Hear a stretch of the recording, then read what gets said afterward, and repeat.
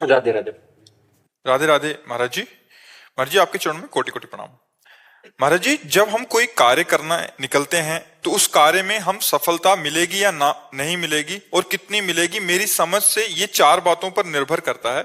एक है पुरुषार्थ, एक है प्रारब्ध, संभावना जो कि ज्योतिष शास्त्र में बताते हैं, और प्रभु की इच्छा। महाराज जी, अगर 2-3 बार कार्य दो करने बातें तो हटा दीजिए, संभावना और प्रभु की इच्छा को हटा दीजिए। प्रभु की इच्छा कभी ऐसी नहीं होती कि सफलता मिले या ना मिले, उसमें कोई प्रभु की इच्छा नहीं होती, क्योंकि सब मम प्रिय सब मम उपजाए। तुम्हारे कर्तव्य का, जैसे हमारे स्कूल में टीचर हम सबको पढ़ाते थे, तो किसी के प्रति उनका प्यार कम ज्यादा थोड़ी है, पढ़ा तो समान रहे, लेकिन मेहनत विद्यार्थी की। जो विद्यार्थी जितना अच्छे ढंग से उसको पकड़ पाया, अच्छे ढंग से पढ़ा, वही क्लास में उत्तम उत्तीर्ण हुआ। उसमें टीचर की कृपा नहीं बोल सकते आप, टीचर तो समान भाव से सबको पढ़ा रहा है। ऐसे ईश्वर का समान भाव सबके, समोहम सर्वभूतेषु, सब मम प्रिय सब उपजाए। और संभावना कि मतलब किसी ग्रह नक्षत्र या कोई दैवी शक्ति या कोई ऐसा भाव आपका नहीं, मेरा ये कहना है कि जैसे ज्योतिष शास्त्र मैंने आपको पहले सुना था कि वो बताते हैं कि अमुक समय पे ये ज्योतिष शास्त्र वही बताता है जो हमारे प्रारब्ध में है, वो कोई अलग चीज नहीं बता सकता। जो हमारा प्रारब्ध निर्माण शरीर का हुआ है वो उसी से गणित लगा के बताया जा सकता है। ये दो बातें तो हटाइए आप, अब दो बातें रह गई। पहला कौन सा? पुरुषार्थ, हाँ, और दूसरा प्रारब्ध। प्रारब्ध। हाँ, अब इसमें क्या होता है कि जैसे हमारा पुरुषार्थ है 80% और प्रारब्ध है 100% हानि देने का, तो हम सफलता प्राप्त करते करते भी रह जाएंगे। अब हमारा प्रारब्ध है 80% और पुरुषार्थ है 100%, तो गिरते गिरते भी हम पास हो जाएंगे। मतलब एक गया गया गया और जीत गया। उसमें हमारा पूर्व का जो पुरुषार्थ असत किया गया है वही हमारा प्रारब्ध बन करके इस समय आया है। अब वर्तमान का हमारा सत पुरुषार्थ इतना जोर का हो कि पूर्व किया गया जो हमारा पुरुषार्थ था, जो प्रारब्ध बनकर है, उसको परास्त कर दें। इसीलिए हम कहते हैं नाम जप करते रहो और प्रयासरत रहो और फल में समान भाव रखो। फल में समान भाव न रखने के कारण बड़ी दुर्दशा हो जाती है। जैसे हम कोई भी कार्य करते हैं तो पूरा मन में ठान लिया इतना लाभ होगा ही, और विपक्ष सोचा नहीं कि हानि भी हो सकती है, नहीं भी हो सकता है। ये जरूर पक्का सोचना चाहिए, विपक्ष जरूर सोचना चाहिए। वही बुद्धिमान आदमी है जो दोनों पक्षों को सोच के चलता है, वो मजबूत होता है कि हो सकता है हम फायदे के लिए कर रहे हैं, प्रयास हमारा पूरा फायदे, लेकिन हानि भी हो सकती है, तो सहेंगे यार। पहले तैयार हो जाओ। अगर पहले से तैयार नहीं हुए तो फिर आप परेशान हो जाओगे, डिस्टर्ब हो जाओगे।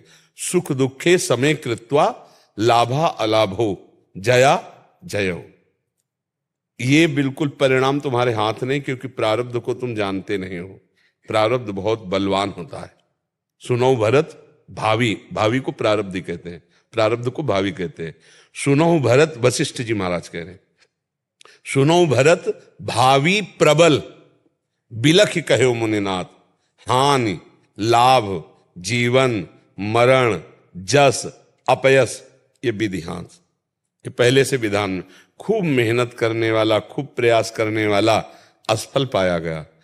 कोई ज्यादा प्रयास नहीं, कोई मेहनत नहीं, लेकिन बहुत सफलता प्राप्त हुई, उसमें प्रारब्ध उसका काम कर रहा है। तो क्या हम पशु हैं जो प्रारब्ध के अधीन होकर के हम जीते रहें? हम ऐसे पुरुषार्थ को करें जो हमारे अशुभ को नष्ट कर दे, और अशुभ आए भी तो हमें परास्त न कर पावे। जैसे अशुभ कर्म का फल शरीर पर प्रहार होगा, प्रारब्ध अपना रंग तो दिखाएगा, पक्का रंग दिखाएगा। बड़े चाहे जितने भजनानंदी हो, रंग आएगा आपके शरीर पे। तो अगर भजन ना करते होते तो हालत क्या होती आप सोचो। अब जैसे तो भजन है, भजन मार्ग में है भगवान, तो इसका प्रभाव उतना नहीं पड़ रहा जितना पड़ना चाहिए। पड़ता तो है, थोड़ी थोड़ी देर में दर्द हो रहा है तो बार बार, पर वो अपने प्रारब्ध अपना रंग दिखा रहा है। लेकिन पुरुषार्थ स्वभाव पड़ गया तो प्रारब्ध हल्का है और पुरुषार्थ प्रबल हो गया। तो हमारा मनुष्य जीवन केवल प्रारब्ध ही भोगने के लिए नहीं है। ऐसा हम प्रबल पुरुषार्थ करें कि हम आगे बढ़ जाएं। पुरुषार्थ में कमी होने पर प्रारब्ध का भरोसा लेकर बैठने वाले को कायर पुरुष कहा गया है। प्रारब्ध का भरोसा लेकिन दैव दैव आलसी पुकारा। अब जो होगा ऐसा नहीं, प्रयास हम करते हैं, फिर फल में जो होगा वो भगवान जाने। पुरुषार्थ हमारा प्रबल होना चाहिए। ईश्वर की इच्छा इस पर मत रखिएगा, क्योंकि ईश्वर कभी भी किसी के ना तो अनुकूल ना प्रतिकूल, समोहम सर्वभूतेषु, भगवान सम रूप से है। आप धर्म के अनुकूल चले, आप ईश्वर के अनुकूल चले तो आपको अनुकूलता दिखाई देगी, आप ईश्वर के प्रतिकूल चले तो आपको प्रतिकूलता दिखाई। ये आपका दर्शन है, ईश्वर आपके प्रति अनुकूल प्रतिकूल नहीं होता, वो समोहम सर्वभूतेषु भगवान ने स्वयं कहा है। तो इसलिए हम अपने कर्तव्य पर ध्यान देते हुए उसकी गरिमा को समझें। हर छोटा सा छोटा कार्य भी भगवान की सृष्टि का कार्य है, इसलिए वो भगवान के लिए है। और नाम जप करें, भगवान के लिए कार्य करें, तो प्रारब्ध का नाश करके हम आगे बढ़ जाएंगे, हम भगवान की प्राप्ति कर लेंगे और समता को प्राप्त कर लेंगे। समता माने दुख सुख में मुस्कुराना, मान अपमान में समान भाव होना, लाभ हानि में समान भाव होना, ये बहुत बड़ी बात है। ये हमें प्राप्त होता है भजन से। भजन का मतलब ये नहीं कि भजन करके हम बुखार नहीं आने देंगे, जुखाम नहीं आने देंगे, हम रोग नहीं आने देंगे, ऐसा नहीं। भजन करके हम इनके आने पर विचलित नहीं होंगे, इन दुखों को सहेंगे। इसीलिए हम कहते हैं नौटंकी नाटक पे नहीं फंसना चाहिए, जो आजकल बहुत बढ़ावा इस बात का चल रहा है। ऐसा नहीं है। देवी जी नारियल की भूखी नहीं है, कोई भी देवी देवता तुम्हारे जल फल पुष्प का भूखा नहीं है। उसमें मात्र केवल आपकी सत्क्रिया होती है। आपने एक लोटा जल पवित्र लिया, भावना करें ये मैं भगवान शंकर को जल चढ़ाऊंगा जाकर, ये जो आपकी भावना बन रही, और जो चल करके आप क्रिया किए और जो जल अर्पित किए, वो सद क्रिया बनी, उसका फल आपको मिलेगा। वो सम बैठे हुए हैं, वो जल चढ़ाने वाले और ना चढ़ाने वाले दोनों के लिए समान है। वो शिव हैं, वो प्रभु हैं। लेकिन ये जो आपकी क्रिया, ये आपका पक्षपात बन जाएगी, ये आपको बचाएगी, ये आपको उन्नति करेगी। ऐसे हम कोई भी कार्य करें वो भगवान का मान करके और नाम जप करते हुए करें तो प्रबल हो जाएगा। वो प्रबल पुरुषार्थ प्रारब्ध को रौंद देगा, पक्का रौंद देगा। जैसे मतलब शरीर में है ना, तो देखो 12-1 बजे रात्रि से दिनचर्या चल रही, तो भला किडनी फेलियर की दिनचर्याएं होती हैं क्या? वो तो समय काटता है अपने जीने का। ये प्रबल पुरुषार्थ, 1 मिनट भी विश्राम नहीं।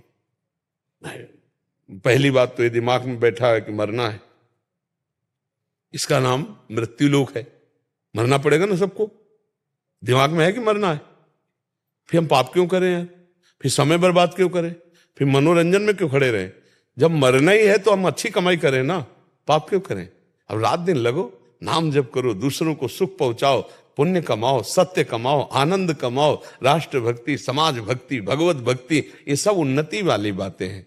तो हमारे अशुभ कर्म आएंगे, इसमें भी बाधा पहुंचाएंगे, लेकिन हमारे पास जैसे ढाल तलवार हो तो सामने से प्रहार को हम रोक सकते हैं, ऐसे ये ज्ञान रूपी हमारे पास तलवार है और क्षमता रूपी ढाल है। सुख दुख को समान भाव से सह गए और ज्ञान के द्वारा हम अज्ञान का नाश करते हुए आगे बढ़ते चले गए। देखो इस संसार में चाहे साधु महात्मा हो, चाहे दुरात्मा पापी हो, सबको मरना है, सबको अपने कर्मों का फल भोगना है। अब हम नई कमाई क्या कर रहे हैं? खास बात मनुष्य जीवन में ये है, तुम पूर्व के प्रारब्ध से धनी के यहाँ जन्म ले लिए या गरीब के यहाँ जन्म ले लिए, पूर्व प्रारब्ध से तुम्हारे को उसका कोई महत्व नहीं हमारी दृष्टि में। हमारी दृष्टि में कि इस समय वर्तमान में आप क्या बो रहे हैं। मनुष्य जीवन देव दुर्लभ कहा गया है। देवताओं के पास ऐसे भोग हैं कि मूर्छित हो जाओगे आप। सुगंध सूंघ के, रूप देख के भोग तो भोगने की बात जाने दो, ऐसे भोग हैं। तो देव दुर्लभ कही गया, इस शरीर को कहा गया सुर दुर्लभ सदग्रंथन गावा। तो देवताओं के लिए दुर्लभ क्या है? वो वहां भजन नहीं कर सकते, बस भोग थोड़ी दुर्लभ है। तो यहां मनुष्य जीवन में यदि आप अच्छी खेती बो रहे हो, ये कर्म भूमि है, बढ़िया दूसरों को सुख पहुंचा रहे हो, अपने कर्तव्य का पालन कर रहे हो, नाम जप कर रहे हो और अपने आए हुए दुख सुख को समान भाव से सह रहे हो, तो बात बन जाएगी। समझ पा रहे हो?